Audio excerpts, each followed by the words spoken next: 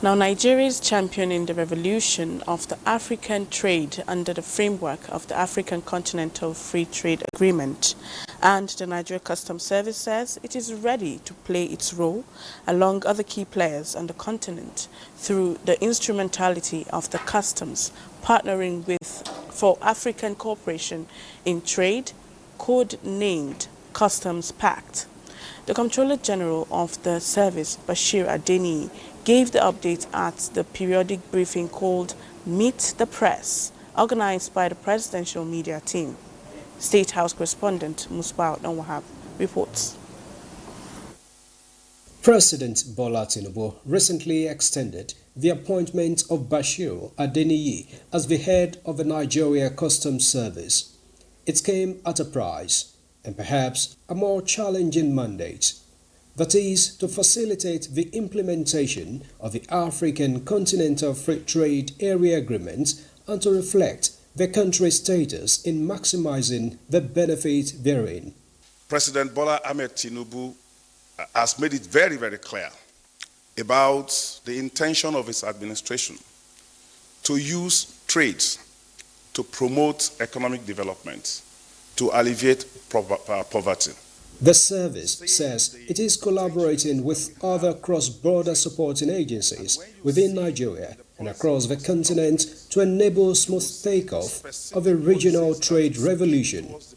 It is on the platform of the World Customs Organization being hosted by Nigeria to engage key players, particularly private sector.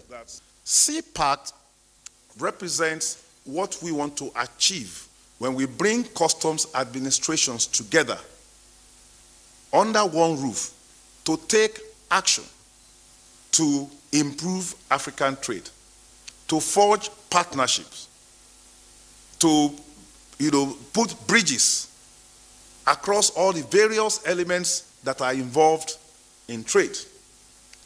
It is basically the initiative of Nigeria, because we want to key into what Mr. President has identified as a deliberate policy thrust to ensure that Nigeria becomes the hub of trade in Africa. So customs is positioning itself as an agent of that revolution in African trade. On the recent removal of Nigeria from the Financial Action Task Force grey list, the Comptroller General attributes the achievement to the effective coordination of relevant agencies under the current administration. The lessons that we learned from our exit this year is the power of coordination.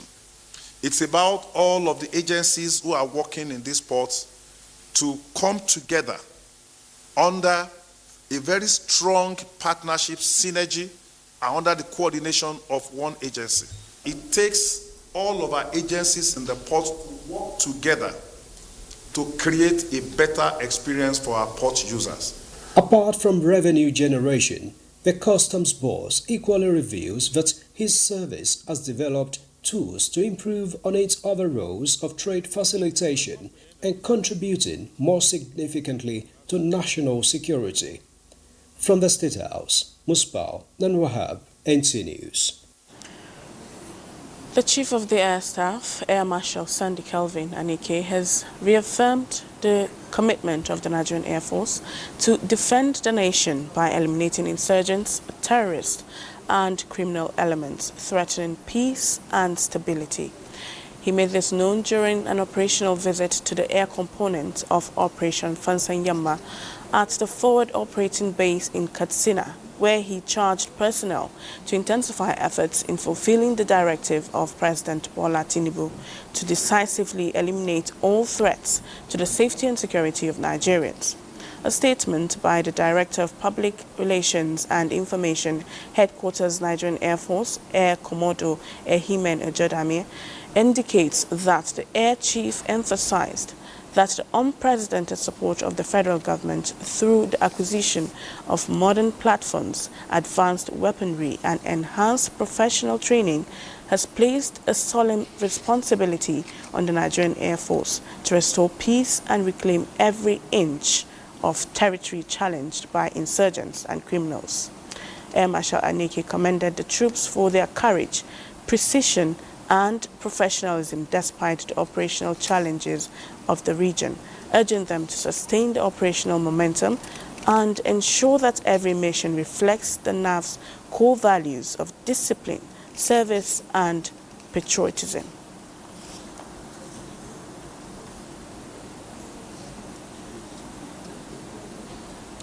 Meanwhile, the National Counter-Terrorism Center, Office of the National Security Advisor, is partnering with the Government of Canada and the Global Center on Cooperative Security to conduct training needs assessment for personnel of the Nigerian Correctional Service under the framework of the Countering Violent Extremism in Prisons initiative. Now, the assessment aims to strengthen Nigeria's capacity to manage and rehabilitate individuals involved in violent extremism and prevent radicalization within correctional facilities. The program is aimed at changing the extremist beliefs, views, values, and attitudes of violent extremist inmates and preparing them for successful social reintegration into society. The insights that will be gathered from the needs assessment will inform the development of effective countering violent extremism programs that will address the root causes of radicalization. We recognize that the evolving nature of violent extremism demands continuous adaptation, learning, and collaboration with international partners with proven expertise and best practices. This current partnership was born out of a decade-long CVEP collaboration with the Moroccan DJAPR. We believe in local solutions to address complex global problems and challenges. Underscores Nigeria's commitment to countering violent extremism through collaboration and capacity building. And the Nigeria Police Force, in collaboration with the GS Foundation, has launched a special medical outreach at the Garki Police Barracks in Abuja and surrounding communities. The initiative is aimed at improving the health of police families while deepening public trust and strengthening police-community relations. Francis Form reports that the outreach offered comprehensive medical diagnosis, prescriptions, drug dispensation, and health counseling. Our aim is to foster the trust between public and the police. The open doors symbolized that the police is always ready to solve any problem. The doors are always open for the public. Before, the community, when they see police, they believe they are here to investigate them, here to maybe threaten their life. But now they believe that police are now after their well-being. And so we cooperate. Even if there's something that has to do with crime, they will come out freely to tell police. For the Nigeria Police Force, the initiative reinforces its commitment to enhancing community-friendly policing, one that prioritizes welfare and trust as key components of effective security management. Now, a meeting of PDP governors, National Working Committee and Board of Trustees has ended in Abuja, declaring that there is no going back on the party's planned elective national convention scheduled for this weekend in Ibadan, Oyo State. Now, Timothy Yusuf reports that the Wike-led PDP faction described the proposed national convention as a mere gathering of friends and associates.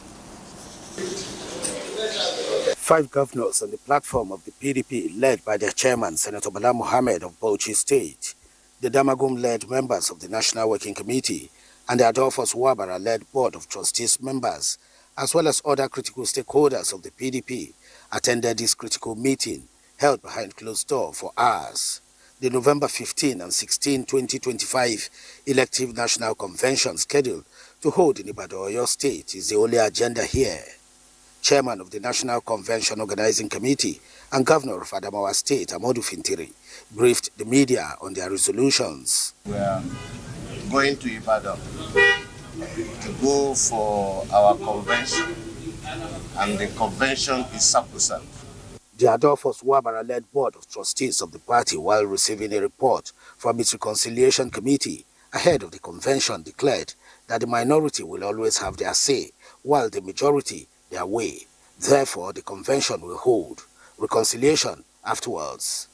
We have now come up with our recommendation for a hitch-free convention. As far as the organs of the party, are concerned, the convention will hold. All these problems we have in PDP are self-inflicted problems. Self-inflicted. In politics, it's a function of interest.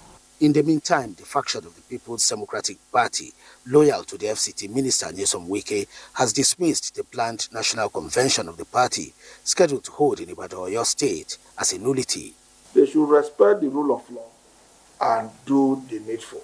The needful here is to bring the House together, follow the rule of law, lay down regulations, and then together we can have a united party and a convention that meets, legal standards.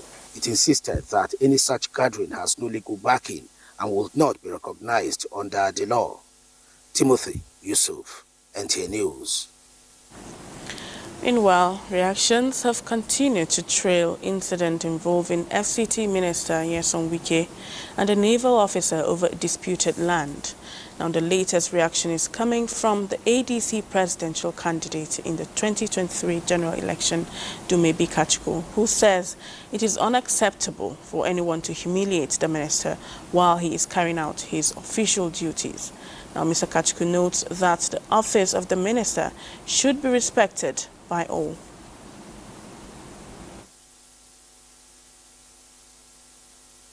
The law is what equates all of us in this country called Nigeria, and we cannot accept a situation where the law is trampled upon.